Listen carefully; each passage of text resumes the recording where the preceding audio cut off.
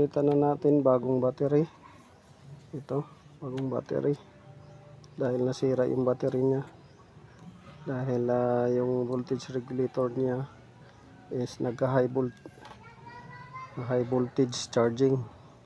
So wala nang control, kaya sinira yung isang battery. Ngayon, pinalitan natin ng bagong battery. Dahil sira yun na yung isa. So ito yun, bagong battery. Kinabitan na natin ng bagong battery dahil nasira nga yung isa. Tapos pinalitan na rin natin ng voltage regulator. Ayun, yun, yung kulay green na yan na socket. Tapos nilagyan na rin natin ng filter dahil laging nadudumihan yung karburador. Tapos spark plug, pinalitan na rin natin, spark plug. Tapos langis, pinalitan na rin natin. So 5: spark plug, filter, voltage regulator, battery, langis. So 5 parts yung natin. So ang una nito guys ay hirap umandar. So upon checking natin, wala nang langis na natira doon sa crankcase. Walang langis, natuyuan. So ngayon pina-start natin para makita natin kung may spark ba yung spark plug. Kaso mahina na yung spark, so pinalitan natin ng bago. Ngayon madumi na yung karburador. Nilinis natin yung bunga dahil walang filter. So nilagyan din natin ng filter. So spark plug pinalitan para magkaroon ng kuryente. Filter para maiwasan na madumihan yung karburador. Tapos nag-over high voltage yung regulator, yung kulay green na socket, pinalitan din natin. Tapos battery dahil nasira sa regulator, at saka langis nilagyan natin. So ngayon papaandarin natin. So paandarin natin. Ayan. So ngayon umaandar na. One click. Pakinggan natin yung makina dahil maingay yung makina nito, walang natuyuan. Ayan. Yung pumipitik na yan.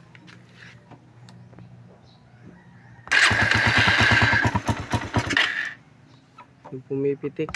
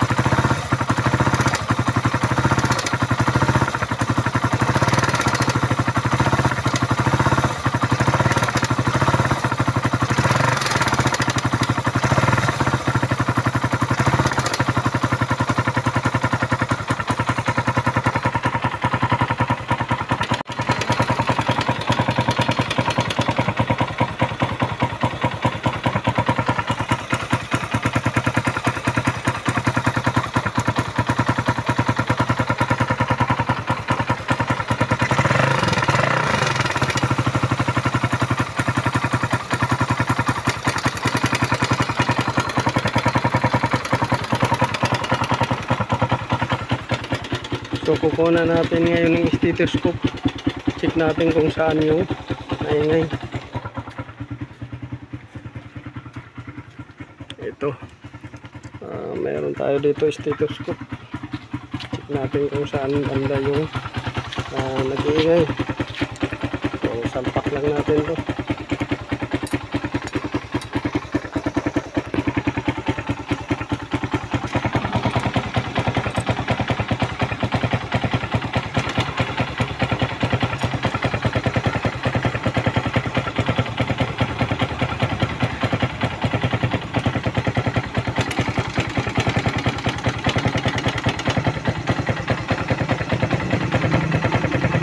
Doon sa ilalim sa may crankcase yung maingay.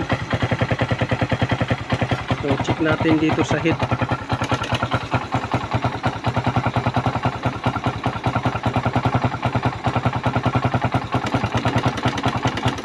So maingay din dito sa head, dito sa may piston bore.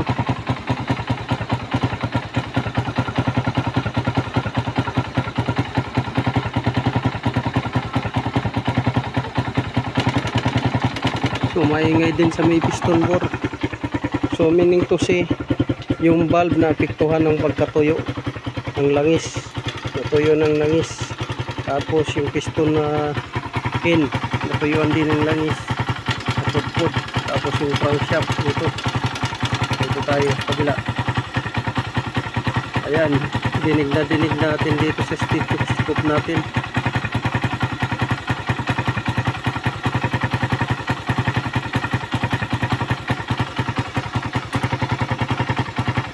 Dito naman dinig din natin.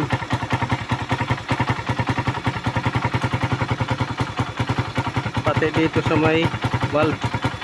So ang pinakamalakas sa valve sumunod dito sa crankshaft, sumunod dyan sa may piston bore.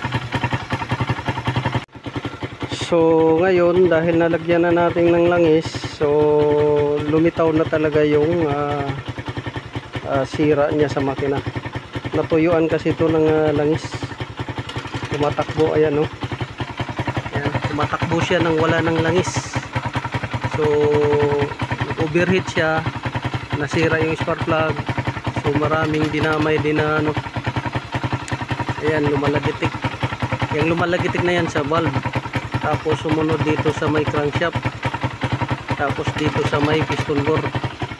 So general overhaul na yan ang kailangan gawin.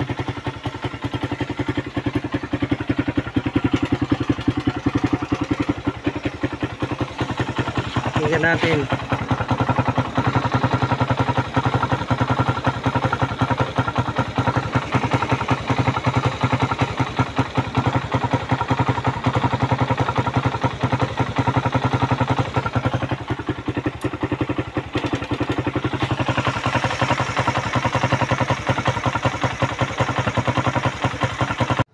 So ito guys, easy start siya pero kailangan i-general overhaul.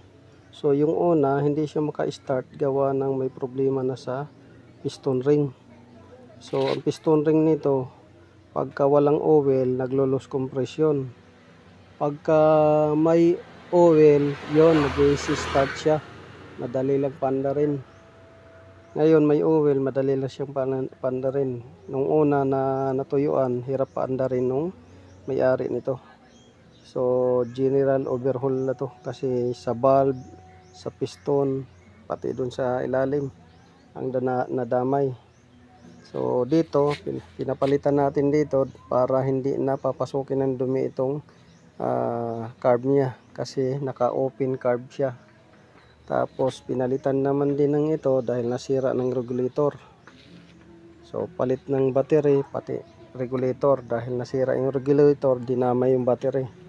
Yon. Tapos spark plug, nag-overheat kasi makina, dagawa ng wala ng oil, nadamay yung spark plug din. Ngayon nilagyan natin ng langis. So lumabas na yung sakit talaga niya. So madali na siyang panda rin gawa ng may langis na. Ayan, oh.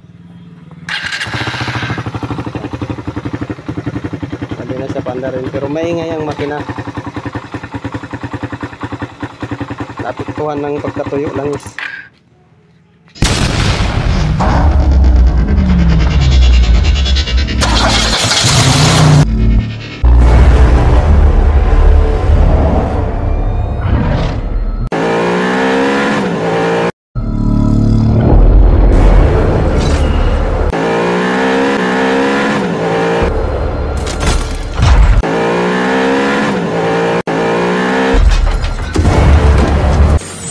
Make